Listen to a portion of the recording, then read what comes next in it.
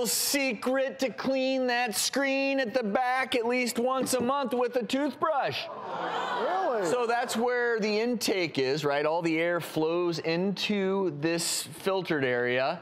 Can get really dirty, just like your air filter at your house or any air filter. See how grimy it can get? Yeah. So it's trying to pull air in through all that, so you can use a little, I'd recommend not using the toothbrush you're using to clean your teeth. Yeah, because that might be wet, and you probably want to unplug your hair dryer before you do this. Yes, But, very good yes. point. Unplug your hair dryer.